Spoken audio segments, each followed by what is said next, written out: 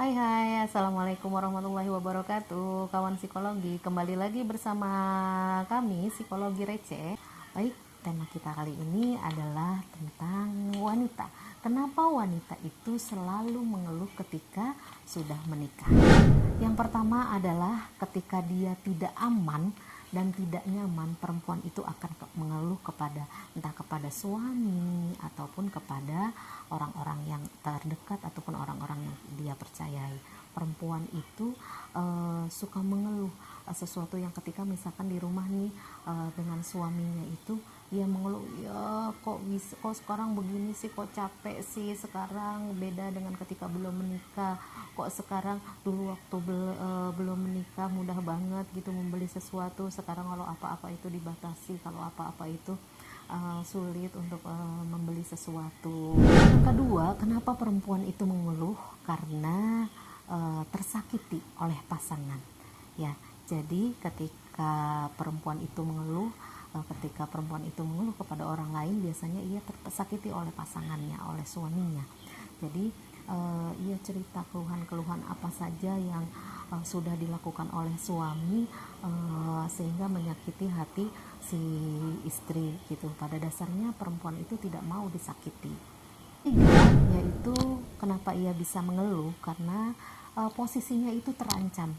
Misalkan masalah perdebatan apapun di dalam rumah tangga, si laki itu lebih dominan, dia ngerasa dirinya terancam. Apalagi kalau misalkan main fisik, bukan hanya verbal saja tapi main fisik, laki-lakinya itu atau suaminya itu sudah main fisik, ia merasa terancam. Akhirnya ia mengeluhkan sesuatu yang bisa meredam perasaannya kepada orang lain. Keempat, perempuan suka mengeluh karena perempuan itu ingin mendapatkan apa yang dia inginkan. Jadi ketika dia tidak mendapatkan sesuatu yang dia inginkan, ia mudah sekali untuk mengintimidasi pasangan, mengomel-ngomel, ngoceh, menyakiti si pasangan, sehingga ada kepuasan tersendiri terhadap perempuan. Karena memang tadi keinginan-keinginannya itu tidak terpenuhi.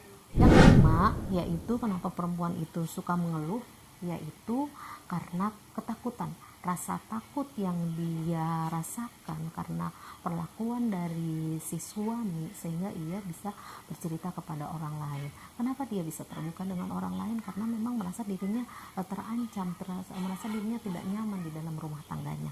Makanya mudah sekali perempuan itu mengeluh, cerita kepada orang lain.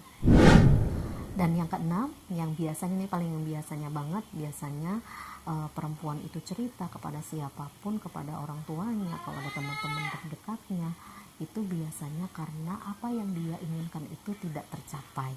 Jadi keinginan-keinginan yang mungkin sebelum menikah itu dia menginginkan punya suami yang baik, ternyata di rumah itu tidak punya suami yang baik.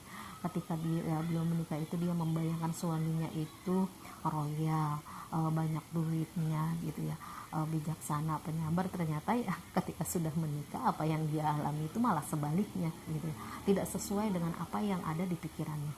Makanya dengan apa yang dia rasakan, akhirnya perempuan itu mengeluh kepada orang lain. Yang ketujuh, yaitu kenapa dia suka mengeluh, karena perempuan itu lebih tidak sabaran. Ya, jadi ketika ada masalah dengan suami, ketika melihat kondisi rumah tangga yang sangat sangat capek dengan kerjaan-kerjaan rumah tangga yang capek, terus dengan belum juga masalah